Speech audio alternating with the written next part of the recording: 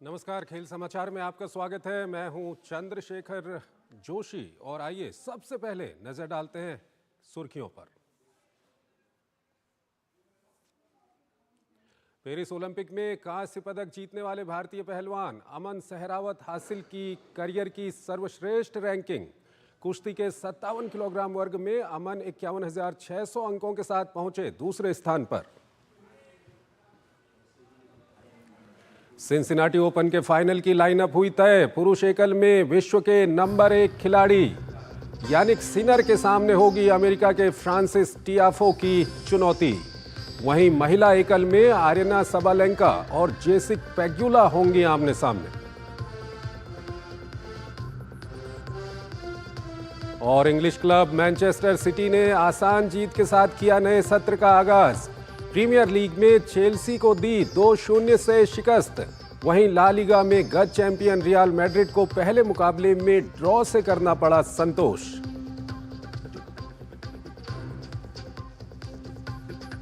और आइए अब विस्तार से आपको खेल की खबरें दिखाते हैं। पेरिस ओलंपिक में कांस्य पदक जीतने वाले भारतीय युवा पहलवान अमन सहरावत ने एक और उपलब्धि हासिल कर ली है। अपने ताजा जारी कुश्ती रैंकिंग में विश्व के नंबर 2 पहलवान वो बन गए हैं। कुश्ती के 57 किलोग्राम वर्ग में अमन फिलहाल 51,600 अंकों के साथ दूसरे स्थान पर हैं। अमन के करियर की ये सर्वश्रेष्ठ रैंकिंग है। उन्होंने हाल ही में समाप्त हुए पेरिस ओलंपिक में भारत के लिए कांस्य पदक जीतने में सफलता पाई थी। अमन पेरिस ओलंपिक में पदक जीतने वाले एकमात्र भारतीय पहलवान थे। वो ओलंपिक में पदक जीतने वाले सबसे युवा भारतीय भी हैं। पेरिस ओलंपिक से पहले अमन को विश्व में 6ठा स्थान प्राप्त था। भारत की युवा स्क्वैश स्टार अनहत सिंह ने श्रीलंका में आयोजित हुई PSA चैलेंज 3 प्रतियोगिता का खिताब जीत लिया है। प्रतियोगिता में शीर्ष वरीयता प्राप्त भारतीय खिलाड़ी ने फाइनल में तीसरी वरीयता प्राप्त चनिथमा सिनाली को आसानी से हराने में सफलता पाई। अनहत ने मुकाबले को 11-0, 11-1, 11-4 से अपने नाम करके खिताबी जीत हासिल की। तो अनहत सिंह ने जीता PSA चैलेंज 3 स्क्वैश टूर्नामेंट का खिताब। फाइनल में अनहत ने श्रीलंका के खिलाड़ी को मात दी। अगली खबर की ओर आपको लिए चलते हैं। द 100 में रविवार को लंदन स्प्रिट ने वेल्श फायर को फाइनल में हराकर पहली बार महिला टूर्नामेंट का खिताब अपने नाम किया। फाइनल मैच में भारत की ऑलराउंडर दीप्ति शर्मा ने छक्का लगाकर स्प्रिट को खिताबी जीत दिलाई। इस टूर्नामेंट में दीप्ति ने गेंद और बल्ले से शानदार प्रदर्शन करके दिखाया। फाइनल में वेल्स फायर ने पहले बल्लेबाजी करते हुए 8 विकेट पर 115 रन बनाए। लंदन स्प्रिट ने 6 विकेट पर 118 रन बनाकर जीत हासिल की।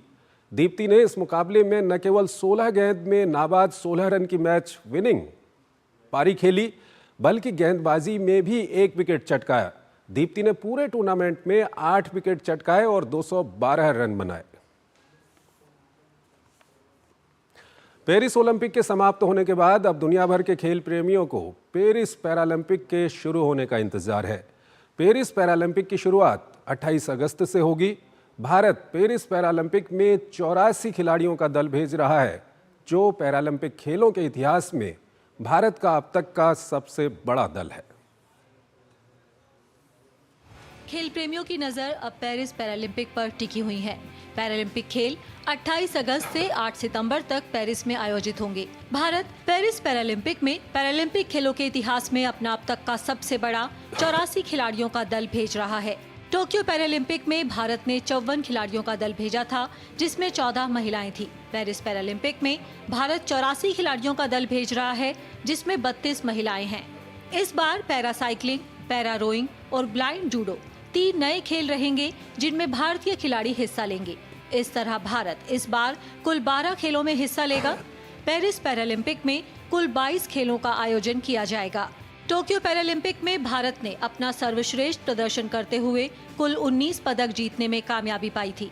इनमें 5 स्वर्ण, 8 रजत और 6 कांस्य पदक शामिल थे। बहुत बड़ा दल है ये, क्योंकि पिछली बार हम 56 के आसपास गए थे। मैं इतना कहना चाहता हूं कि हमारे खिलाड़ी निराश नहीं करेंगे, बहुत शानदार परफॉर्मेंस देंगे। और मैंने मंच के माध्यम से भी बोला था कि 25 से ज़्यादा पदक जीतेंगे हम। टॉप 20 कंट्रियों में आएंगे मेडल टैली में। पदक के दावेदारों की बात करें तो अवनी लेखरा पैरालंपिक खेलों में स्वर्ण पदक जीतने वाली पहली भारतीय महिला खिलाड़ी बनी थी। अवनी पेरिस पैरालंपिक में भी हिस्सा ले रही हैं। मैं 3 इवेंट में पार्टिसिपेट कर रही हूँ इस बार, तो उसी के लिए कोशिश रहेगी कि मैं अपना बेस्ट दूँ वहाँ जाके। 2 10 मीटर एयर राइफल के इवेंट हैं और एक 50 मीटर 3 पोजीशन। तो कोशिश तो यही रहेगी कि मैं तीनों इवेंट्स में अपना बेस्ट दूँ और कंट्री के लिए मेडल लाऊँ। होपफुली लेट्स सी उस दिन क्या होता है। 2 बार के विश्व चैंपियन और टोक्यो के गोल्ड मेडलिस्ट सुमित अंतिल से एक बार फिर जैवलिन थ्रो में स्वर्ण पदक की उम्मीद रहेगी। इस चीज़ का प्रेशर नहीं ले रहे हम कि हमें वर्ल्ड रिकॉर्ड करके ही आना है। फर्स्ट हमारा गोल्ड मेडल को डिफेंड करना रहेगा कि हाँ गोल्ड मेडल के साथ में आए। बाई चांस अगर जो मेरा अच्छा दिन हुआ तो कोशिश करेंगे कि वर्ल्ड रिकॉर्ड भी करके आए वहाँ पे। भाविना पटेल ने टोक्यो पैरालंपिक में टेबल टेनिस में भारत के लिए पैरालंपिक में पहला पदक जीता था और वे एक बार फिर महिला एकल और महिला युगल में पदक की चुनौती पेश करती नजर आएंगी। हरविंदर सिंह तीरंदाजी में पैरालंपिक में पदक जीतने वाले पहले भारतीय बने थे और एक बार फिर उनसे पदक की उम्मीद है। हरविंदर इंडिविजुअल रिकर्व ओपन और मिक्स टीम रिकर्व ओपन में हिस्सा लेंगे। पेरिस ओलंपिक की तरह ही पेरिस पैरालंपिक में भी लैंगिक समानता पर जोर रहेगा। उद्घाटन समारोह में भाग्यश्री जाधव और सुमित अंतिल भारत के ध्वजवाहक होंगे। Bhagyashree Jadhav shot put F34 category में भारत का प्रतिनिधित्व करेंगी। वे विभिन्न प्रतियोगिताओं में भारत का प्रतिनिधित्व कर चुकी हैं। उन्होंने 2022 के एशियन पैरा गेम्स में रजत पदक जीता था। वहीं टोक्यो पैरालंपिक गेम्स में वे 7वें स्थान पर रही थीं। वहीं सुमित अंतिल ने टोक्यो पैरालंपिक में विश्व रिकॉर्ड के साथ जैवलिन थ्रो की F64 कैटेगरी में स्वर्ण पदक जीता था। सुमित ने 2023 की विश्व पैरा एथलेटिक्स चैंपियनशिप और 2022 के एशियन पैरा गेम्स में भी स्वर्ण पदक जीता था। Sports desk, DD news. Paris Paralympic 2024 में हिस्सा लेने जा रहे एथलीट सिमरन शर्मा का मानना है कि इस बार वो अपना बेहतरीन प्रदर्शन करेंगी। उन्होंने कहा कि पिछले ओलंपिक में वो पदक से चूक गई थीं, लेकिन इस बार वो अपनी गलतियों में सुधार करके मैदान पर उतरेंगी और ट्रैक एंड फील्ड में भारत को पदक दिलाएंगी। सिमरन से बात की हमारे संवाददाता सुशील कुमार ने। पेरिस पैरालंपिक की शुरुआत इस महीने की 28 तारीख से हो रही है और खिलाड़ी अपनी तैयारी को अंतिम रूप देने में लगे हुए हैं। इस बीच खिलाड़ियों का जो है विदाई समारोह भी आयोजित किया गया। इस वक्त हमारे साथ है एथलेटिक्स की खिलाड़ी सिमरन, इनसे बात करेंगे।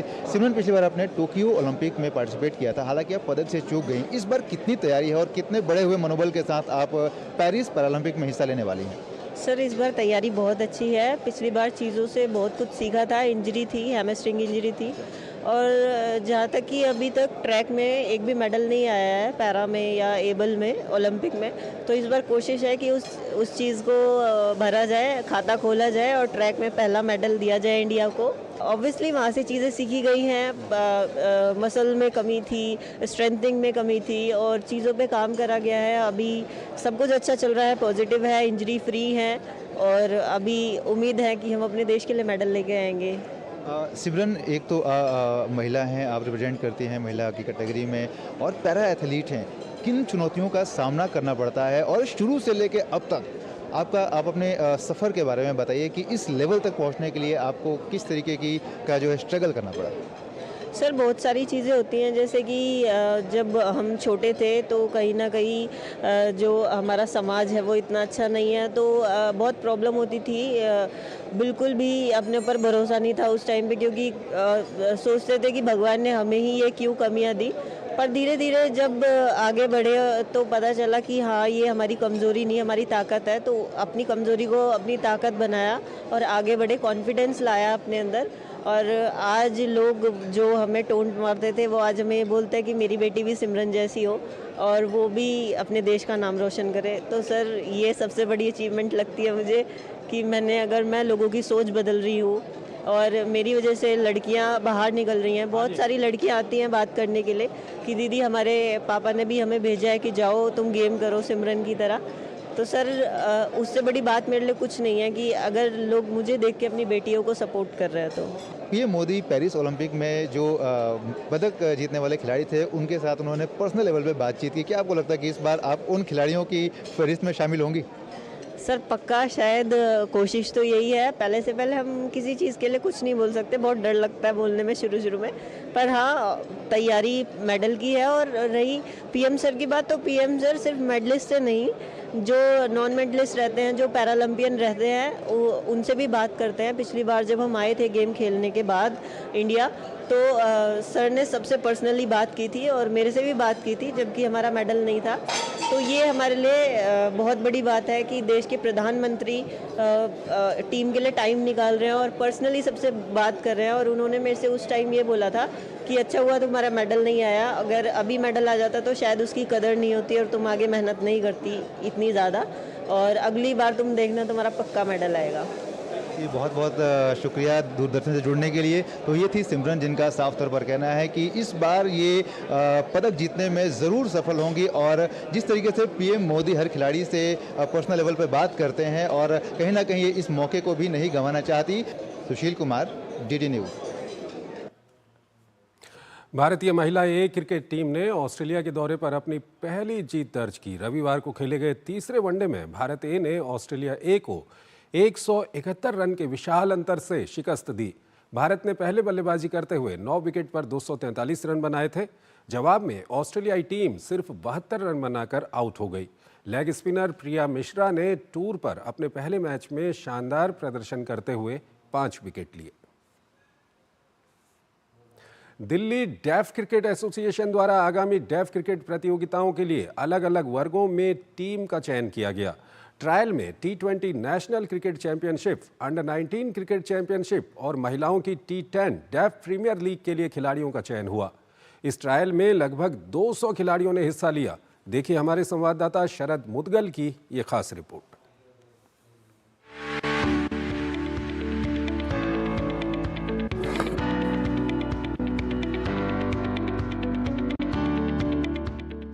पूरे देश भर में होने वाली बधिर क्रिकेट की अलग अलग प्रतियोगिताओं के लिए यहाँ दिल्ली में आयोजित कैंप में दिल्ली की जो डेफ टीम है उसका सिलेक्शन किया जा रहा है। इसके संपूर्ण प्रोग्राम के बारे में हमारे साथ बात करने के लिए मौजूद हैं डेफ क्रिकेट के कुछ सदस्य। जो हमारी ये टीम है, जो दिल्ली का जो सिलेक्शन आज टीम हो रही है, सीनियर और गर्ल्स सीनियर जो और अंडर 19 दिल्ली टीम, इसमें एक नेशनल टूर्नामेंट है अभी रिसेंटली अगले महीने।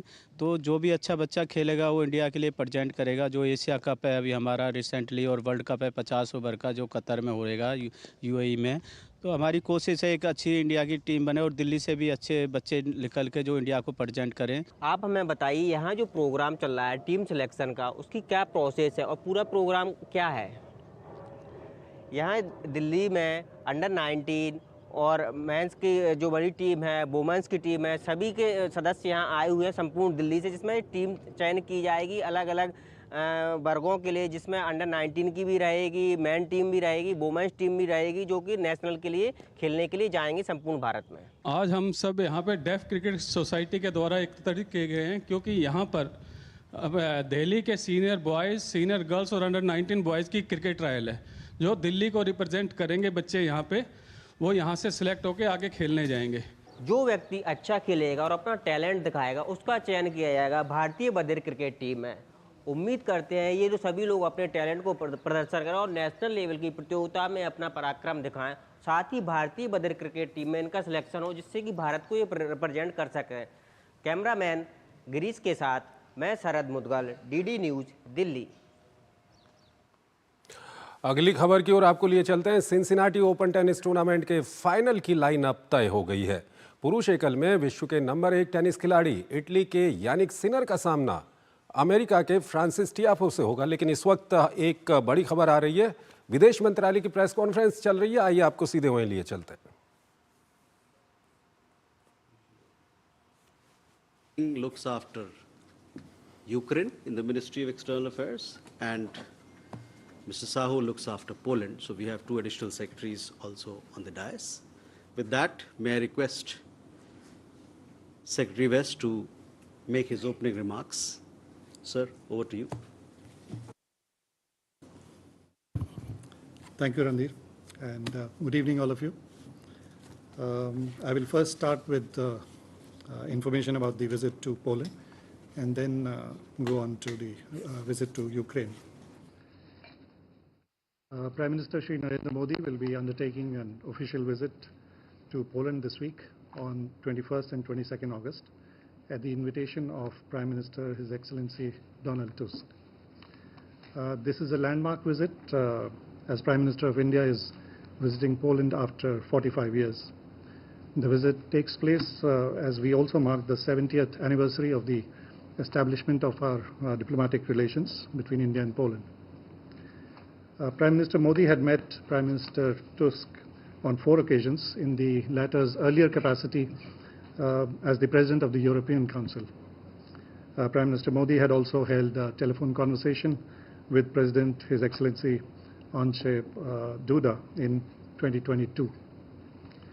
Prime Minister Tusk had visited India in 2010. This upcoming visit builds upon a series of continuing high-level exchanges between India and Poland, which take place in various formats.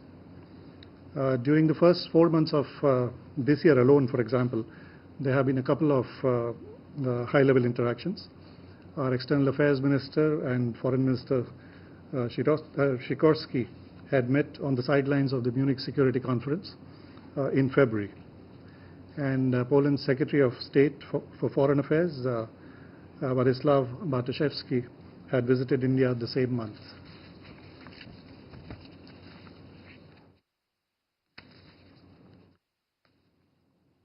If we look at interactions in the recent years, then External Affairs Minister had visited Poland in 2019, and the then Foreign Minister of Poland, Zbigniew Rau, had visited India in 2022.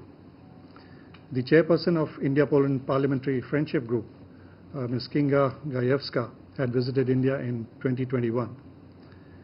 There are also regular Foreign Office consultations between India and Poland, and the 10th round of such consultations was held in Warsaw in December 2022. The Indian Council for World Affairs, ICWA, and the Polish Institute for International Affairs conduct a regular strategic dialogue, and its 9th session was held in Warsaw last year. If we look at the institutional mechanisms for economic cooperation, then there is a joint Committee on Economic Cooperation, JCEC, which met in Warsaw in 2022 for its 6th session. And a big Indian business delegation had also visited Poland during that year. Now, all these interactions provide a glimpse of the range and the scope of our engagement with Poland, which is an important partner for India in Central Europe. Poland has the 6th largest economy within the European Union, and Poland will hold the next presidency of the Council of the European Union. Poland is currently the chair for the Visegrad Group.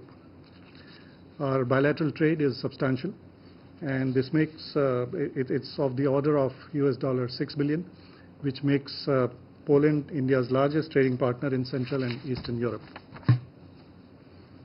Indian investments into Poland are estimated at around $3 billion, and the Polish investments into India are around $1 billion. A number of Indian companies have active business presence in Poland, and they are engaged in a range of sectors, from IT to pharmaceuticals to manufacturing to farm vehicles to electronics, steel, metals and chemicals. Nearly 30 Polish companies have business presence in India, and some of them have manufacturing units, and these relate to, for example, hygiene and sanitary products, cosmetics, metal packaging, waste to energy and mining. There are direct flights between India and Poland which commenced in 2019, and this in a way is helping the economic and commercial linkages. There is a large Indian community in Poland, estimated at around 25,000. This includes around 5,000 students. You may recall that the government and people of Poland had offered valuable assistance during the Operation Ganga for the evacuation of Indian students from Ukraine. More than 4,000 Indian students were evacuated via Poland during 2022. One of the unique bonds between our countries relates to the time in 1940s during World War II, when more than 6,000 Polish women and children found refuge in 2 princely states in India, Jamnagar and Kolhapur. As you may be aware, Jam Sahib of Navanagar had provided shelter to more than 1,000 Polish children, and others were offered refuge in Kolhapur. There are long-standing cultural ties between India and Poland, and Indology studies in Poland, Polish universities date back to 19th century. There is respect and appreciation in Poland for Indian culture and spiritual ethos, including yoga and Ayurveda. In Warsaw, Prime Minister Modi will be accorded a ceremonial welcome. In addition to the talks with Prime Minister Donald Tusk, Prime Minister Modi will also call on President Andrzej Duda. Prime Minister Modi will also interact with members of the Indian community, select Polish business leaders, and prominent Indologists. He will also visit memorials that commemorate the very special episodes of Jamnagar and Kolhapur in our shared history, which I just spoke about. This historic visit in this landmark year for India and Polish relations will provide an opportunity for our leaders to review the bilateral partnership and offer guidance on enhancing this cooperation in diverse areas and also discuss regional and global issues of mutual interest. I will now come to the visit to Ukraine. Prime Minister Shri Narendra Modi will undertake an official visit to Ukraine later this week on Friday, 23rd August, at the invitation of President of Ukraine, His Excellency Volodymyr Zelensky. This also is a landmark and historic visit, since this will be the first time that an Indian Prime Minister will be visiting Ukraine in more than 30 years since the diplomatic relations were established between our countries. The visit will build upon the recent high-level interactions between the two leaders. As you know, Prime Minister Modi and President Zelensky had met only a couple of months ago in June this year in Apulia, at the sidelines of the G7 summit. They had also met last year in Hiroshima on the margins of the G7 summit. And they had earlier met in Glasgow on the sidelines of COP in 2021. The two leaders have also had multiple telephone conversations during the last 4 years. There have been other recent regular high-level exchanges between India and Ukraine. Less than 6 months ago, in March this year, the Foreign Minister of Ukraine, His Excellency Dmytro Kuleba, had visited India when he held discussions with our External Affairs Minister. Last July, we had Foreign Office consultations in Kiev. And in April last year, the then first Deputy Foreign Minister of Ukraine, Her Excellency Emin Shaparova, had visited India. There have been other interactions as well in recent months. A Ukrainian business delegation had participated in the vibrant Gujarat Global Summit in January this year. A consular dialogue in virtual format was also held this year. The Joint Working Group on Science and Technology held its most recent meeting in June last year. The upcoming visit of Prime Minister Modi to Ukraine will provide an opportunity to hold discussions on the entire gamut of bilateral relations, ranging from economic and business linkages, agriculture, infrastructure, health and education, pharmaceuticals, defense, culture, and people-to-people ties. This landmark visit, of course, takes place against the backdrop of the ongoing conflict in Ukraine, which will also form part of discussions. As you are aware, India has consistently advocated for diplomacy and dialogue to reach a negotiated settlement. India had attended the Summit on Peace in Ukraine, hosted by Switzerland in June this year. You may recall that more than 18,000 Indian students who were studying in Ukraine were evacuated during 2022 under Operation Ganga with the help of Ukrainian and other authorities. India has provided several consignments of humanitarian assistance to Ukraine since March 2022. Financial assistance for reconstruction and refurbishment of a school, and also for training of teachers from 3 different schools, has also been provided. Further initiatives are also under consideration. At this stage, for obvious reasons, we are not in a position to discuss in detail the individual elements of the program of the visit, and we request your understanding on this. Information about these elements and the actual discussions between the leaders will be shared with you upon the conclusion of the visit. This is an important visit that is expected to catalyze our ties in a whole range of sectors. Thank you. So with that, we open the floor for questions.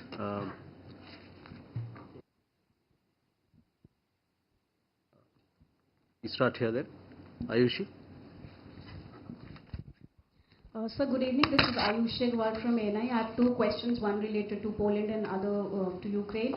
During the Prime Minister's visit to Poland, what can we expect in terms of defense announcements?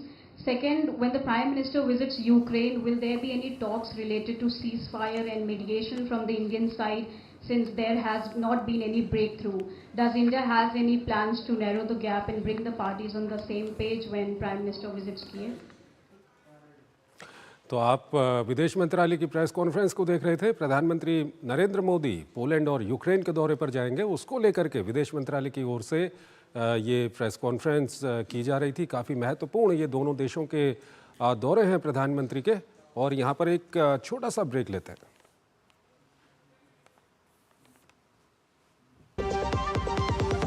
बात जब पीढ़ियों के लिए बनने वाले घर की हो तो जिम्मेदारी बड़ी हो जाती है। गैलेंट समझता है ये जिम्मेदारी। अब डबल एम रिब्स के साथ गैलेंट एडवांस TMT रीबार, निर्माण का रियल हीरो।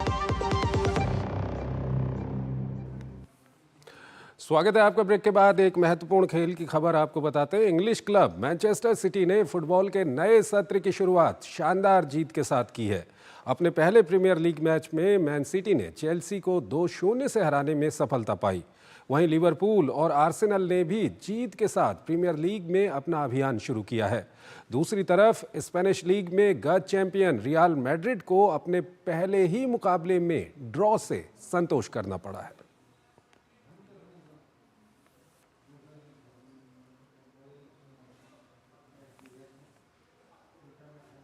के बीच रोमांचक भिड़ंत देखने को मिली।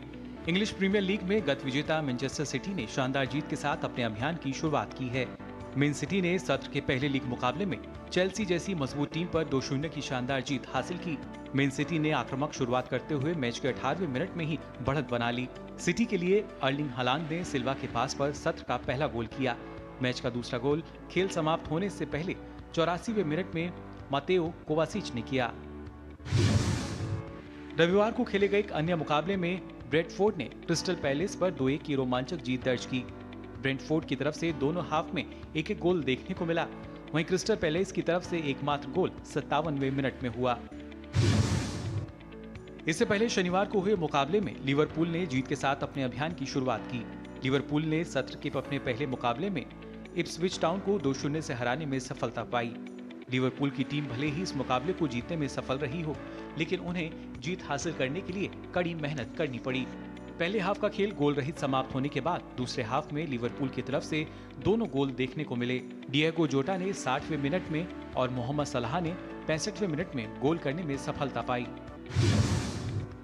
पिछले बार प्रीमियर लीग का खिताब जीतने में असफल रही आर्सेनल ने भी जीत के साथ अपना अभियान शुरू किया है। आर्सेनल ने वॉल्वरहैम्पटन वंडर्स को 2-0 से हराने में सफलता पाई। आर्सेनल की तरफ से दोनों हाफ में एक एक गोल हुए। 25वें मिनट में काई हावर्ट्स ने और 34वें मिनट में साका ने आर्सेनल के लिए गोल किए। Spanish football league La Liga में गत विजेता रियल मैड्रिड के लिए सत्र की शुरुआत उम्मीद के अनुरूप नहीं रही। रियल मैड्रिड को पहले मैच में मायोर्का के खिलाफ 1-1 से ड्रॉ से संतोष करना पड़ा। इस मैच के साथ ला लीगा में डेब्यू कर रहे रियल मैड्रिड के स्टार स्ट्राइकर किलियान एम्बापे गोल करने में सफल नहीं हो पाए। रियल के लिए रोड्रिगो ने 13वें मिनट में गोल किया। वहीं मायोर्का की तरफ से 53वें मिनट में बराबरी का गोल हुआ। ला लीगा में ही बार्सिलोना ने अपने पहले मुकाबले में एक गोल से पिछड़ने के बाद वापसी करते हुए वेलेंसिया पर 2-1 की रोमांचक जीत दर्ज की। वेलेंसिया ने 44वें मिनट में गोल करके 1-0 की बढ़त ले ली। हालांकि पहले हाफ का खेल खत्म होने से ठीक पहले लेवेंडास्की ने बार्सिलोना के लिए बराबरी का गोल किया। इसके बाद लेवेंडास्की ने दूसरे हाफ की शुरुआत में ही अपना और टीम का दूसरा गोल करने में सफलता पाई। Sports desk, DD news. America का लॉस एंजलिस शहर 2028 ओलंपिक खेलों की मेज़बानी करेगा। वैसे लॉस एंजलिस शहर को 2017 में ही 2028 की मेज़बानी का हक मिला था, लेकिन इन दिनों लॉस एंजलिस में ओलंपिक को लेकर कई मोर्चों पर कार्य किए जा रहे हैं। पेरिस ओलंपिक के शानदार समापन के बाद अब नजरें ओलंपिक खेलों के अगले मेजबान शहर अमेरिका के लॉस एंजलिस पर टिक गई हैं। अमेरिका का ये शहर तीसरी बार ओलंपिक की मेजबानी के लिए कितना बेताब है, इसका अंदाजा इस बात से लगाया जा सकता है कि ओलंपिक झंडे के लॉस एंजलिस पहुंचते ही पूरे शहर पर ओलंपिक फीवर चढ़ता दिखाई दे रहा है। किसी को अभी से ओलंपिक का इंतजार है तो कोई इन खेलों में खुद को एक वॉलंटियर के तौर पर आगे बढ़ाना चाहता है। मकसद भले ही अलग अलग हो, लेकिन उद्देश्य सबका यही है कि लंबे समय बाद जब 2028 में लॉस एंजलिस ओलंपिक खेलों की मेजबानी करे तो हर कोई किसी न किसी तरह से खुद को इससे जोड़कर देखे। देखिए, मैंने LA 28 की साइट पर जाकर खुद को साइन इन कर लिया है। मैं वॉलंटियर की भूमिका निभाना चाहता हूं। मुझे लगता है कि यहां पर फुल हाउस देखने को मिलेगा। इसके साथ ही साथ ये देखना भी दिलचस्प रहेगा कि इस बार का ओलंपिक कम कारों के साथ किस तरह से आयोजित हो पाते हैं। लॉस एंजलिस को साल 2017 में 2028 की मेजबानी का हक हासिल हुआ था और तब से ये शहर लगातार ओलंपिक के मापदंडों पर खुद को खरा उतारने के लिए प्रयास कर रहा है। देखिए, मैं इन खेलों को लेकर बहुत उत्सुक हूँ। हाँ, मैं इनके टिकट जरूर खरीदूंगा। मैचेस को देखना काफी दिलचस्प रहेगा। 2028 के ओलंपिक वैसे इसलिए भी खास होंगे क्योंकि इन खेलों में क्रिकेट भी दिखाई देगा और खास तौर पर जिस तरह से इस बार क्रिकेट T20 का विश्व कप अमेरिका में आयोजित हुआ, वो एक तरह से रिहर्सल माना जा रहा था। Sports desk, DD news. Romania की जिम्नास्ट एना बरबोसू ने कानूनी लड़ाई के बाद आखिरकार कांस्य पदक जीत लिया है। दरअसल अमेरिकी जिम्नास्ट जॉर्डन चाइल्ड्स ने पेरिस ओलंपिक की जिम्नास्टिक स्पर्धा में कांस्य पदक जीता था। इसके बाद बरबोसू और उनकी टीम द्वारा court of arbitration of sports में नियमों के उल्लंघन को लेकर अपील दायर की गई थी, जिसका फैसला बरबोसू के पक्ष में आया। आखिरकार रोमानियाई जिम्नास्ट एना बरबोसू ने पेरिस ओलंपिक में कानूनी लड़ाई के बाद कांस्य पदक हासिल कर लिया।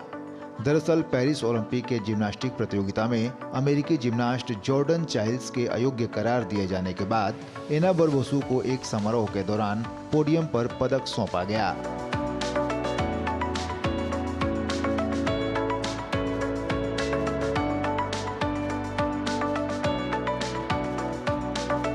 ब्रॉन्ज मेडल पाने के बाद उनके चेहरे पर खुशी के भाव साफ नजर आए।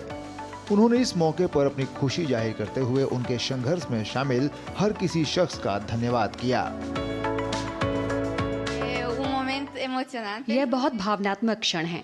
मैंने अपने सहकर्मियों को यह कहते हुए सुना कि पदक भारी है, लेकिन मुझे अब तक इसका एहसास नहीं हुआ था। मैं इस कांस्य पदक में योगदान देने वाले सभी लोगों को धन्यवाद देती हूँ, क्योंकि यह प्रदर्शन कई वर्षों की कड़ी मेहनत के बाद आया है। मैं अपने कोच का धन्यवाद करती हूँ, जिनके बिना मैं सफल नहीं हो पाती। पहले कोच से लेकर उन कोच तक जो मुझे ओलंपिक खेलों तक लेकर आए, मैं उन सभी को धन्यवाद देती हूँ। एना बरबोसू ने कहा कि इस पूरे मामले में फेडरेशन की ओर से बहुत सहयोग मिला। उन्होंने कहा कि वे आगे भी देश के लिए पदक जीतना जारी रखेंगी। मामले का समाधान फेडरेशन और लॉ फर्म की बदौलत संभव हो सका, जिन्होंने हार नहीं मानी और हम सभी के लिए लड़े। मैं उन्हें धन्यवाद देती हूं क्योंकि उन्होंने हमारे लिए लड़ाई लड़ी। मैं ये पदक पाकर बहुत खुश हूं और मुझे उम्मीद है कि मैं उच्चतम स्तर पर रोमानिया का प्रतिनिधित्व करना जारी रखूंगी और जितना संभव हो सके उतने पदक वापस लाऊंगी। धन्यवाद। और आइए एक महत्वपूर्ण खबर की ओर आपको लिए चलते हैं। 28 अगस्त से पेरिस में पैरालंपिक खेलों का आयोजन होना है। इसमें हिस्सा लेने जा रहे भारतीय पैरा एथलीट से प्रधानमंत्री नरेंद्र मोदी ने बातचीत की है। आइए आपको दिखाते हैं।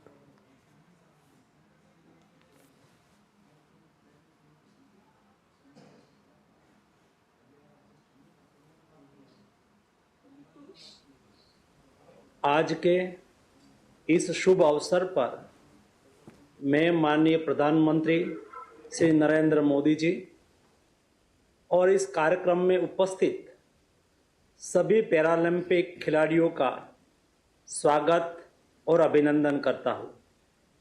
यह एक गौरवपूर्ण क्षण है जहां आज हम हमारे खिलाड़ियों का मनोबल बढ़ाने और उन्हें शुभकामनाएं देने के लिए एकत्रित हुए हैं। हम इस बार अब तक के अपने सबसे बड़े दल को पैरा ओलंपिक गेम्स में भाग लेने के लिए भेज रहे हैं। हमारे 84 प्रतिभाशाली एथलीट पेरिस 2024 पैरा ओलंपिक खेलों में भारत का प्रतिनिधित्व करेंगे। इन खिलाड़ियों ने न केवल खेल में श्रेष्ठता का प्रदर्शन किया है, बल्कि यह भी साबित किया है कि इच्छा शक्ति, समर्पण और परिश्रम के साथ किसी भी बाधा को पार किया जा सकता है। मुझे यह बताते हुए खुशी भी हो रही है कि इनमें से लगभग 50% एथलीट पहली बार पैरा ओलंपिक खेलों में भाग ले रहे हैं। हमारे लिए यह भी गर्व का विषय है कि भारतीय खिलाड़ियों ने टोक्यो पैरा ओलंपिक गेम्स में 19 पदक हासिल किए थे और 2022 एशियाड पैरा खेलों में 111 पदक जीतकर अपना श्रेष्ठ प्रदर्शन किया और इतिहास रचा। हमें पूर्ण विश्वास है कि इसी तरह पेरिस में भी ये एथलीट देश का नाम बढ़ाएंगे। प्रधानमंत्री जी, आपकी उपस्थिति से हमारे खिलाड़ियों को प्रोत्साहन मिलेगा और हमारे खिलाड़ी पेरिस पैरा ओलंपिक गेम्स में सफलता की नई ऊंचाइयों को प्राप्त कर पाएंगे। मैं माननीय प्रधानमंत्री जी का पुनः अभिवादन करता हूँ और आपसे अनुरोध करता हूँ कि आप हमारे एथलीटों को संबोधित करें और हम सभी 140 करोड़ देशवासियों की तरफ से शुभकामनाएं दें। नमस्कार सर। इसके उपरांत सबसे पहले शीतल देवी जो हमारी आर्चर है उनसे बातचीत की जाएगी। सर, शीतल देवी। शीतल नमस्ते। नमस्ते सर, जय माता दी। जय माता मैं जी। शीतल देवी। शीतल, आप भारतीय दल की सबसे कम उम्र की एथलीट है और यह आपका पहला पैरालंपिक्स होगा। मन में बहुत कुछ चलता होगा, आप बता सकती हो क्या चल रहा है? कोई स्ट्रेस तो नहीं लग रहा है ना? नहीं सर, स्ट्रेस नहीं है। तो सर मुझे बहुत ही खुशी है कि इतनी छोटी उम्र में, इतनी छोटे समय में मैं पैरालंपिक में खेलूंगी। और ये बहुत खुशी की बात है सर कि इतनी छोटी समय में और मैंने इतनी छोटी उम्र में मैं खेल रही हूँ यहाँ पे पैरालंपिक्स में। और यहाँ की सर शाइन बोर्ड का बहुत ही बड़ा हाथ है सर। उन्होंने बहुत ही अच्छा सपोर्ट किया मुझे कि वो सबका बहुत अच्छा सपोर्ट रहा, तब जाके मैं सर यहाँ पे पहुंची। अच्छा शीतल, पेरिस पैरालंपिक में आपका अपना लक्ष्य क्या है और आपने इसके लिए तैयारी क्या की है और कैसे की है? यस सर, मेरी तैयारी बहुत ही अच्छी चल रही है, ट्रेनिंग भी बहुत अच्छी चल रही है सर। और मेरा लक्ष्य यही है कि मैं अपना देश का तिरंगा यहाँ पे लहराऊं, अपना जो एंथम यहाँ पे बजाऊं सर, मेरा यही लक्ष्य है और इससे बढ़कर सर मेरा कुछ नहीं है। शीतल, आप जैसा मैंने पहले ही कहा इस दल में सबसे छोटी है। मेरी आपको सलाह होगी कि आप इतने बड़े इवेंट का दबाव बिल्कुल नहीं लीजिएगा। हार जीत का दबाव लिए बिना अपना सर्वश्रेष्ठ प्रदर्शन करिएगा। पूरे देश की तरफ से, मेरी तरफ से सबकी शुभकामनाएं आपके साथ है और माता जी के आशीर्वाद तो हमेशा माता वैष्णो देवी तुम पर कृपा बरसाई रही है। तो मेरी तरफ से बहुत शुभकामनाएं। Thank you sir. Mata Rani का भी बहुत आशीर्वाद है मेरे पे कि इतने कम समय में मैं यहाँ पर पहुंची हूँ। बहुत आशीर्वाद है सर माता रानी का। और सर सबका, पूरे भारतीयों का सर मेरा वो दुआ है यहाँ पे मैं इतने समय में पहुंची हूँ यहाँ पे। आज आपका आशीर्वाद है सर। Thank you sir. बहुत शुभकामनाएं। सुश्री अवनी लेकरा। अवनी नमस्ते। नमस्कार सर। अवनी, रक्षाबंधन पिछले की हार्दिक पैरालंपिक्स में आपने 1 गोल्ड मेडल समेत 2 पदक जीतकर पूरे देश को गर्व से भर दिया था। इस बार क्या टारगेट सेट किया है? सर पिछली बार मेरा पहला पैरालंपिक गेम्स था, तो उसी के हिसाब से मैं 4 इवेंट में पार्टिसिपेट कर रही थी, एक्सपीरियंस गेन कर रही थी।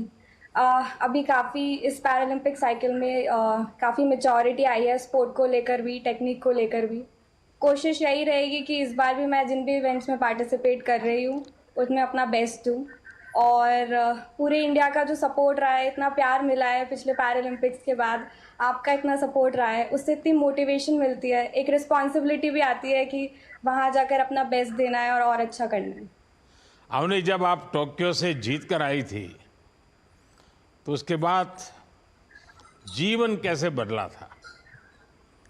फिर से नई प्रतियोगिता के लिए आपने खुद को कैसे लगातार तैयार रखा? सर जब मैंने पिछली बार पार्टिसिपेट करा था तो एक बैरियर था कि मैं ये कर पाऊंगी या नहीं कर पाऊंगी, पर जब मैंने उसमें 2 मेडल जीते तो वो बैरियर एक तरीके से टूट गया। और मुझे लगा कि अगर मैं एक बार कर सकती हूँ तो अगर मैं मेहनत करूँगी तो मैं और कर सकती हूँ।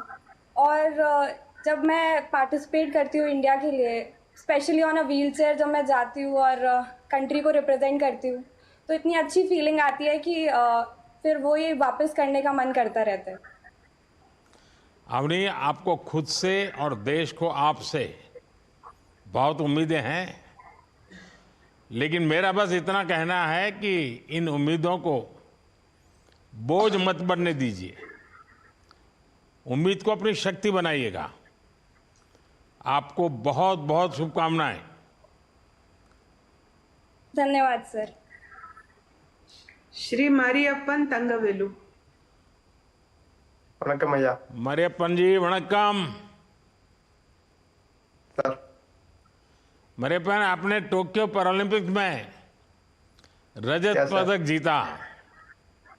इस बार तो सिल्वर को गोल्ड में बदलने का टारगेट लेकर चल रहे होंगे। पिछले अनुभव से आपको क्या कुछ और सीखने को मिला? सर नो, मेरा जर्मनी में ट्रेनिंग करा सर, ट्रेनिंग अच्छा जा रहा है। लास्ट टाइम थोड़ा मिस्टेक हो गया, सिल्वर आ गया। दिस टाइम 100% गोल्ड लेके आ रहा है। पक्का? पक्का सर, 100%। अच्छा मरियप्पन, आप खिलाड़ी भी हैं और कोच भी हैं। जब आप 2016 और अब पैरा एथलीटों की संख्या देखते हैं तो संख्या में भारी वृद्धि हुई है। इस बदलाव को आप कैसे देखते हैं? सर मेरा 2016 में फर्स्ट टाइम पैरा ओलंपिक्स में एंट्री आया टाइम में मेरा का थोड़ा डर रह गया। ओनली गोल्ड आ रहा नहीं है, मेरा गोल्ड लेके जा रहे ऐसा टाइप मेरा गोल्ड ले लिया। मैं आफ्टर गोल्ड ले लिया, ज्यादा स्पोर्ट्समैन का, यंगर स्टार पैरा ओलंपिक का, ज्यादा पीपल का स्पोर्ट्स क्या क्या क्या क्या आ रहा है ऐसा देख के मेरा नेम में मेरा स्पोर्ट्स देख के ज्यादा पीपल आउटसाइड आ रहा है। नाउ मेरा इंडिया के, मैं आल्सो मेडल लेके आ रहा चाहिए, इंडिया के नेम लेके आ रहा चाहिए, ज्यादा पर्सन आ रहा है सर। मरियप्पन, हमारी कोशिश है कि हमारे खिलाड़ियों को किसी तरह की कोई कमी ना रहने पाए। आप सिर्फ अपने प्रदर्शन पर ध्यान दीजिएगा। देश आपके साथ है। आपको बहुत बहुत शुभकामनाएं। Thank you sir. Shri Sumit Antil. Sumit नमस्ते।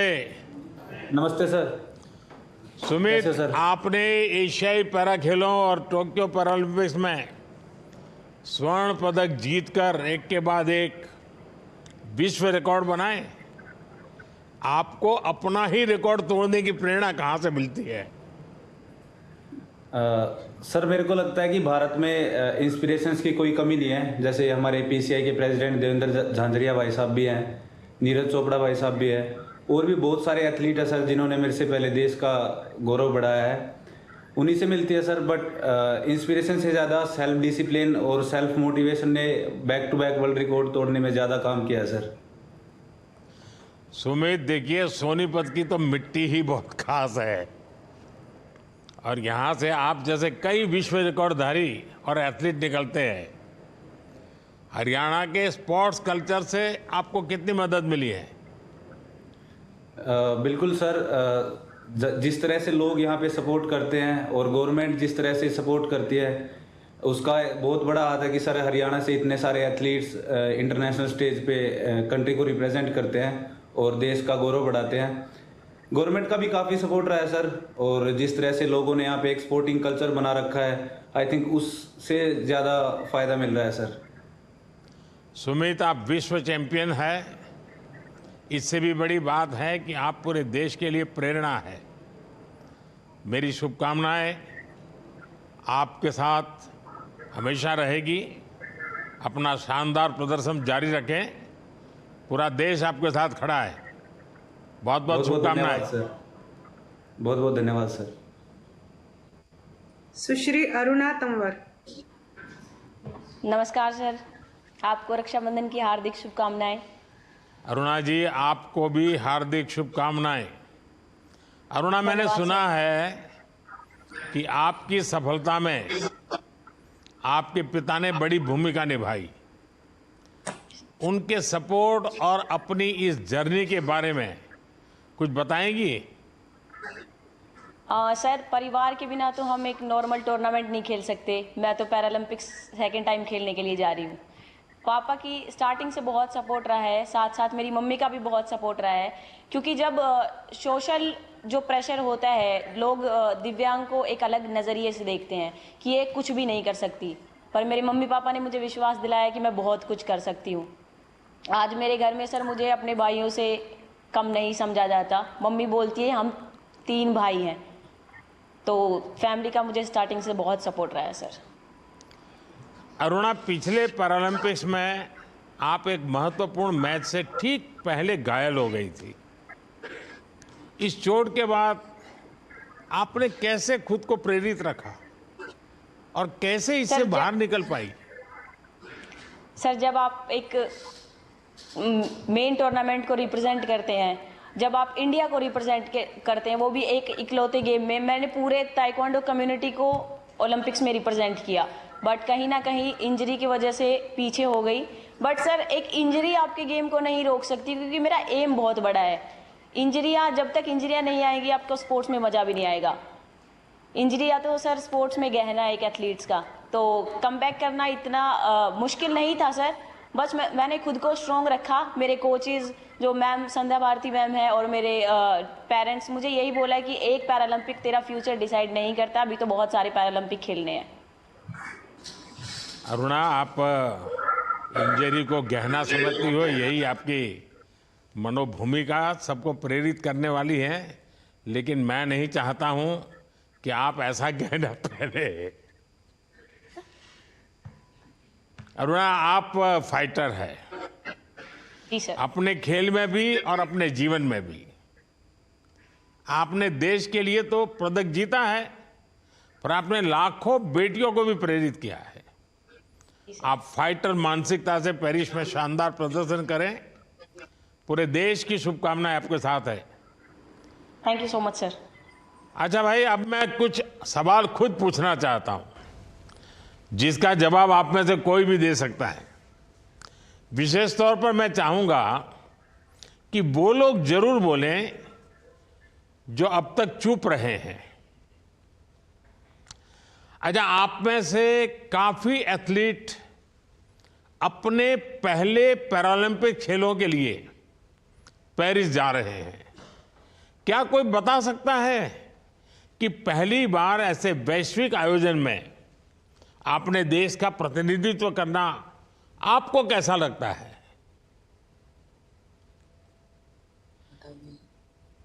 जो अभी तक बोले नहीं वो बोलेंगे। सर मेरा नाम अशोक है।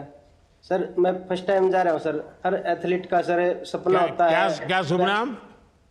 अशोक मलिक सर। अशोक जी, हाँ बताइए। जी सर, हर प्लेयर का सर एक सपना होता है ओलंपिक खेलने का, और सर मेरा भी ये सपना पूरा होने जा रहा है। मैं भी अपने देश के लिए सर पेरिस ओलंपिक में जा रहा हूँ सर। वहाँ अच्छा बेस्ट परफॉर्मेंस करूंगा सर, हो सके तो अपने देश के लिए एक मेडल भी लेके आऊंगा सर। अशोक आप है कहाँ से? हरियाणा से सर, सोनीपत से सर। सोनीपत से? आप भी सोनीपत से ही है? जी सर।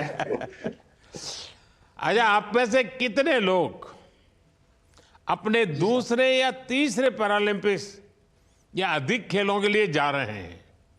ये आपके पहले पैरालंपिक्स में कितना अलग लगता है? क्योंकि आप पहले भी गए हैं, अब भी गए हैं, कौन बताएगा? सर नमस्कार। नमस्कार जी। सर मैं अमित सरोवा हूँ सर, और ये मेरा चौथा पैरा ओलंपिक गेम्स है। हाँ। और टीम का सबसे सीनियर एथलीट हूँ मैं, जो चौथी बार पैरा ओलंपिक गेम्स के लिए जा रहा हूँ। सर चेंज सबसे बड़ा ये आया है सर कि हम लोग जब 12 में गए थे तो हमारा सिर्फ एक मेडल आया था, और उसके बाद मैं दूसरा तीसरा ओलंपिक खेला हूँ, पैरा ओलंपिक गया हूँ सर। वहाँ हम लोगों की मेडल की और टीम की बढ़ती चली गई परफॉर्मेंस, और अभी हम लोग 84 एथलीट जा रहे हैं सर। इसमें बहुत बड़ा रोल रहा है सर साई का, क्योंकि जो सपोर्ट और जो हमारी टीम को फाइनेंशियली सपोर्ट मिल रहे थे वो बहुत बढ़ गए हैं सर। और कहीं ना कहीं टॉप्स के आने से 2015 के बाद इतना सपोर्ट मिला है कि सर अब हम लोग फॉरेन में कहीं भी ट्रैवल करके कहीं भी ट्रेनिंग कर सकते हैं। इवन हमारे को personal coaches, personal physio, personal supporting staff, जो भी रिक्वायरमेंट है सर वो पूरी हो रही है, और उसी के कारण कहीं ना कहीं हम लोग इतना अच्छा परफॉर्म कर पा रहे हैं कि आज हम उम्मीद कर रहे हैं कि हम हर बार के रिकॉर्ड से ज्यादा इस बार मेडल जीत पाएंगे सर। अच्छा, मैं इस समूह में कई युवाओं को देख रहा हूं जो अभी भी अपने स्कूल या कॉलेज में है। आप अपनी पढ़ाई के साथ साथ खेल का प्रबंधन कैसे करते हैं? मेरा नाम रुद्रांश खंडेलवाल है। मैं भरतपुर राजस्थान से हूं, और इस साल ही मैंने 12th के बोर्ड्स एग्जाम्स दिए थे, और बहुत अच्छे मार्क्स से मैं पास हुआ। 83% मेरी बनी थी, और उस टाइम पे मेरे न्यू दिल्ली में वर्ल्ड कप भी चल रहे थे, तो मैं साथ में दोनों चीजें मैनेज कर रहा था। तो मुझे लगता है कि एजुकेशन और स्पोर्ट्स दोनों ही बहुत इंपॉर्टेंट रोल प्ले करते हैं लाइफ में, क्योंकि स्पोर्ट्स आपका एक कैरेक्टर डेवलप करता है, आपको रोज इम्प्रूव करता है, और एजुकेशन भी आपको लाइफ कैसे जीनी है और आपके राइट्स क्या हैं वो सब चीजें समझाता है। तो मुझे लगता है सर दोनों को मैनेज करना इतना भी मुश्किल नहीं है, और आप कर सकते हैं, और दोनों ही बहुत इंपॉर्टेंट है। अच्छा, पैरा एथलीट्स के सुझाव पर ही हमने दिसंबर 2023 में पहली बार खेलो इंडिया पैरा गेम्स का आयोजन किया। क्या कोई मुझे बता सकता है कि इस तरह का आयोजन स्पोर्ट्स इकोसिस्टम में कैसे मदद करता है? नमस्कार सर। नमस्ते। भाविना सर। जी भाविना, केम छे? मजामा छू सर, તમે કેમ છો? हाँ भाविना बताइए। सर, खेलो इंडिया अभियान ने पिछले कुछ सालों में भारत में एक खेल विकास में अहम भूमिका निभाई है, जिसकी वजह से ग्रास रूट से कई सारी खेल प्रतिभाएं सामने आई हैं। जब से खेलो इंडिया में पैरा खेलों को शामिल किया है, तब से पैरा खिलाड़ियों को एक अच्छा प्लेटफॉर्म मिला है और उनको एक नई दिशाएं मिली है। उसका बेस्ट एग्जांपल मैं बता सकती हूँ कि पेरिस पैरालंपिक्स में हमारे खेलो इंडिया से 16 खिलाड़ी क्वालिफाई किए हैं। वाह। अच्छा, खिलाड़ियों के लिए इंजरी एक बहुत बड़ी समस्या होती है। पैरालंपिक्स की तैयारी के दौरान एथलीट्स चोट से कैसे निपटते हैं, खुद को प्रेरित कैसे रखते हैं? सर नमस्कार। नमस्ते सर मेरा नाम तरुण ढिल्लो है सर, मैं हरियाणा हिसार से हूँ सर। सर मेरा बैडमिंटन गेम है सर, और सर आपने इंजरी से रिलेटेड पूछा तो मैं अपना एक एक्सपीरियंस बताऊंगा सर। सर 2022 में कनाडा इंटरनेशनल टूर्नामेंट में मैच के दौरान सर मेरा नी का लिगामेंट टूट गया था सर, जो एक बैडमिंटन खिलाड़ी के लिए थोड़ी सिवियर इंजरी होती है सर, ज़्यादा इंजरी होती है।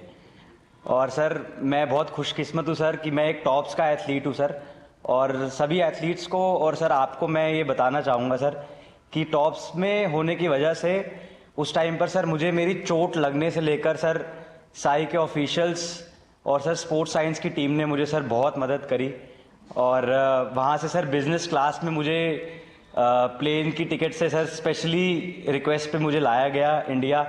बेस्ट डॉक्टर से सर मेरा सर्जरी हुआ, डॉक्टर दिनशा मुंबई में है सर वो, और बहुत कम समय में सर मेरा चोट का सर्जरी भी हो गया। और साई के ऑफिशियल सर मेरा फिजिकल हेल्थ और सर मेंटल हेल्थ के लिए उन्होंने जो सपोर्ट मुझे करा सर्जरी के बाद, मेरा सर जो एक खिलाड़ी के लिए सबसे ज़रूरी होता है सर वापस खेल में जाना, तो उसके लिए सर रिहैबिलिटेशन के लिए मुझे ग्राउंड पर एक फिजियो दिया गया सर साई के द्वारा सर, टॉप स्कीम के द्वारा।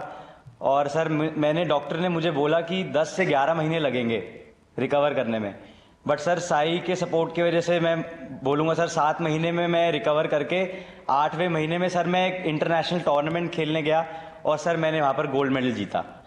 तो सर मुझे लगता है कि ये आज के समय में सर टॉप स्कीम की वजह से एक हम जैसे मध्यम वर्ग से जो फैमिली से आते हैं वो लोग सर इतनी बड़ी बड़ी इंजरीज को भी हम इजीली ठीक करके सर दोबारा स्पोर्ट्स में जाके अपना जो ड्रीम है सर उसको हम अचीव कर पाते हैं इजीली। बहुत बधाई आपको। अच्छा, आप में से कई लोगों के सोशल मीडिया पर बहुत फॉलोअर है, क्या आप में से कोई मुझे बता सकता है कि सोशल मीडिया पैरा स्पोर्ट्स में कैसे मदद करता है? नमस्कार सर, हर हर महादेव। मेरा नाम योगेश कथुनिया, मैं बहादुरगढ़ हरियाणा से हूं। तो सर देखा जाए तो सोशल मीडिया का इम्पैक्ट बहुत ज़्यादा पॉजिटिव रहा है पैरा स्पोर्ट्स के ऊपर। काफ़ी सारी चीज़ें, सबसे नंबर 1 पे आती है वो अवेयरनेस बढ़ी है जो लोगों में पहले नहीं थी। धीरे धीरे करके इंडिया के लोग जान पा रहे हैं कि पैरा स्पोर्ट्स भी चीज़ है, और काफ़ी सारे जो नए एथलीट्स आना चाहते हैं वो मतलब सोशल मीडिया से देखते हैं और पैरा स्पोर्ट्स की तरफ आते हैं। तो कई सारे जो पहले मतलब दिव्यांगजन थे वो सिर्फ सोचते थे कि हमें पढ़ाई करनी है और ये चीजें ही करनी है, लेकिन धीरे धीरे हम देख रहे हैं कि संख्या बढ़ती जा रही है और काफी सारे लोग पैरा स्पोर्ट्स की तरफ भी आ रहे हैं, और बहुत सारी विजिबिलिटी भी बढ़ती है पैरा स्पोर्ट्स की सोशल मीडिया की वजह से, और लोगों से जुड़ने का एक मौका मिलता है सोशल मीडिया से। तो हमारे जितने भी चाहने वाले हैं और जितने भी लोग देखते हैं वो हमारी वीडियोस देख के मोटिवेट होते हैं। आने वाले जो नए ग्रास रूट लेवल के एथलीट्स हैं वो अगर वीडियोस को देखते हैं तो उससे अपनी एक्सरसाइज में ऐड भी कर सकते हैं। तो मतलब काफी सोशल मीडिया का इम्पैक्ट रहा है पैरा स्पोर्ट्स की ग्रोथ में। सर आपसे अनुरोध होगा कि हमारे खिलाड़ियों का मनोबल बढ़ाने के लिए कुछ आशीर्वचन कहें सर। धन्यवाद सर। देश के खेल मंत्री श्री मनसुख मांडविया जी, खेल राज्य मंत्री रक्षा खड़से जी,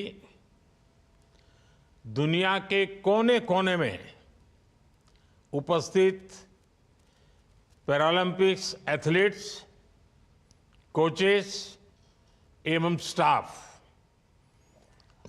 मुझे बहुत अच्छा लगा आज आप लोगों से गपशप करने का अवसर मिल गया। हम सब बीसी के माध्यम से भी आप दूर दूर फाइनल कोचिंग की अवस्था में हैं, उस समय भी आप तो मुझे मिलने का मौका मिल गया। देखिए, आप सभी भारत के ध्वजवाहक बनकर पेरिस जा रहे हैं। ये यात्रा आपके जीवन की, आपके कैरियर की बेहद महत्वपूर्ण यात्रा होने जा रही है। साथ ही आपकी ये यात्रा देश के लिए भी उतनी ही अहम है। पेरिस में आपकी उपस्थिति से देश का गौरव जुड़ा हुआ है, इसलिए आज पूरा देश आपको आशीर्वाद दे रहा है। और हमारे यहाँ तो परंपरा है, जब इस प्रकार से आशीर्वाद देते हैं तो लोग कहते हैं विजयी भव। 140 करोड़ देशवासी आपको आशीर्वाद दे रहे हैं विजयी भव। आपका उत्साह बता रहा है कि आप सब टोक्यो और एशियन पैरा गेम्स की तरह ही नए रिकॉर्ड बनाने को आतुर हैं। निकल पड़िए और दिखा दीजिए कि हिम्मत और हौसले की ताकत क्या होती है। आप सभी को पेरिस पैरालंपिक्स के लिए बहुत बहुत बधाई एवं शुभकामनाएं। साथियों, किसी भी खेल का खिलाड़ी जब इतने बड़े मंच तक पहुंच जाता है तो उसके पीछे साहस, समर्पण और त्याग की पूरी गाथा होती है। कोई भी खिलाड़ी हो, उसकी बुनियाद हौसलों से बनती है। खिलाड़ी अनुशासन की शक्ति से आगे बढ़ता है। उसकी सफलता उसके आत्मविश्वास और आत्मनियंत्रण की गवाह होती है। लेकिन जब बात पैरा एथलीट्स की होती है तो ये सच्चाई और ये चुनौती कई गुना बड़ी हो जाती है। आपका यहां तक पहुंचना बताता है कि आप भीतर से कितने मजबूत हैं। आपकी सफलता बताती है कि आप विपरीत हवाओं का ही नहीं, विपरीत तूफानों का मुकाबला करने का मादा रखते हैं। आपने समाज की स्थापित मान्यताओं को हराया है। आपने शरीर की चुनौतियों को हराया है। इसलिए सफलता के मंत्र भी आप ही हैं। सफलता के उदाहरण भी आप स्वयं हैं और सफलता के प्रमाण भी आप ही हैं। आप पूरे आत्मविश्वास के साथ मैदान में उतरिएगा, फिर आपको जीत से कोई नहीं रोक सकता। साथियों, भारत की सफलता और पैरा गेम्स में भारत का दबदबा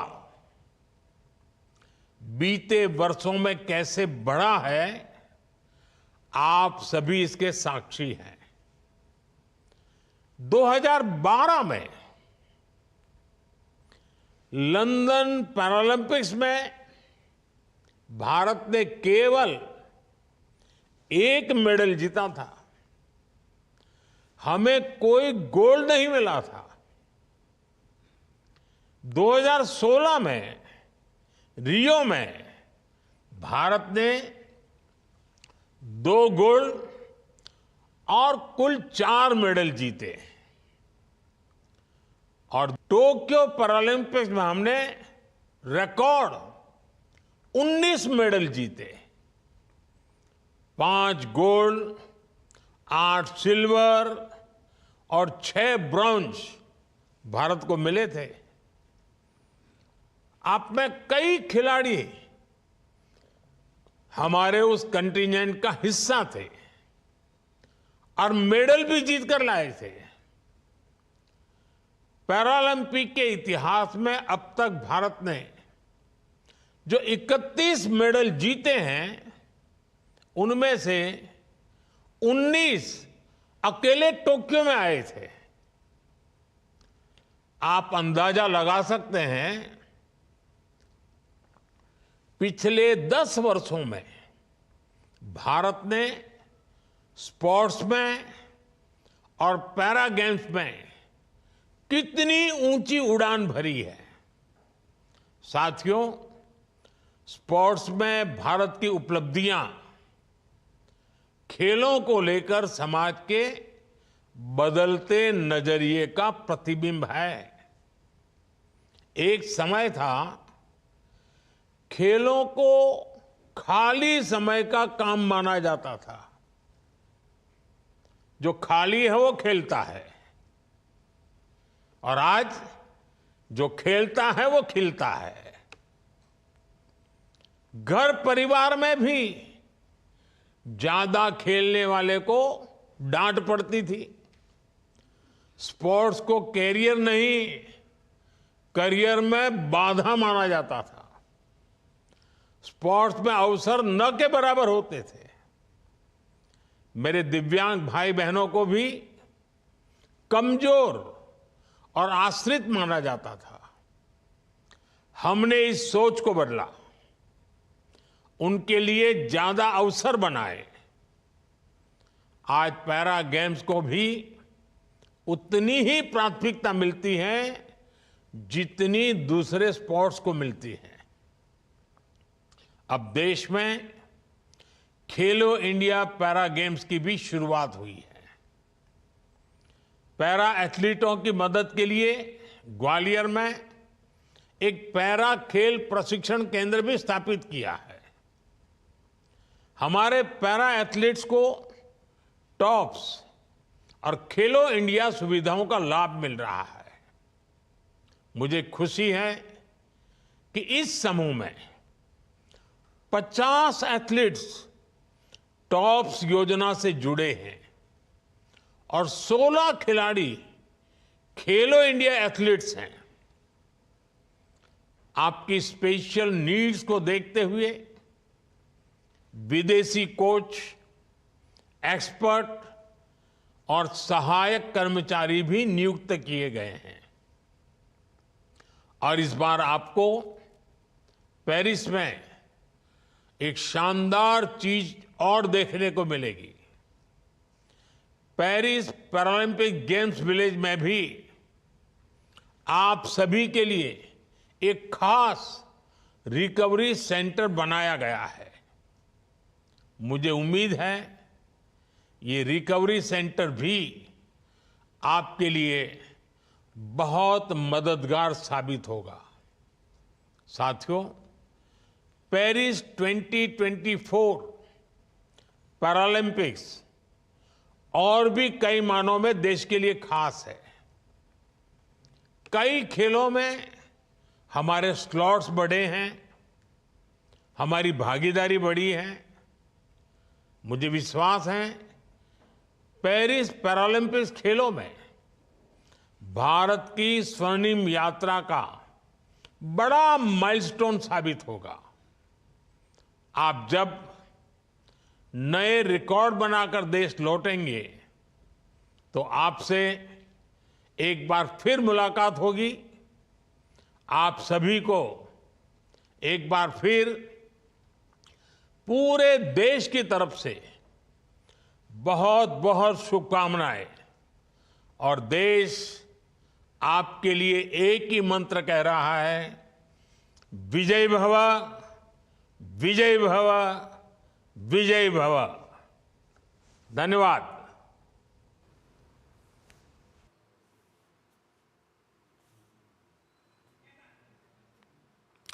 तो 28 अगस्त से शुरू होने वाले हैं पेरिस में पैरालंपिक्स गेम्स। और जैसे कि प्रधानमंत्री नरेंद्र मोदी हर खेलों की शुरुआत से पहले खिलाड़ियों का उत्साहवर्धन करते हैं, उन्हें शुभकामनाएं देते हैं, उसी तरह से आज प्रधानमंत्री नरेंद्र मोदी ने पेरिस पैरालंपिक के लिए जो दल जा रहा है, जो अब तक का सबसे बड़ा दल है, उस दल से बातचीत की, उनका उत्साह बढ़ाया, उनको शुभकामनाएं दी। तो खेल समाचार में फिलहाल इतना ही। नमस्कार।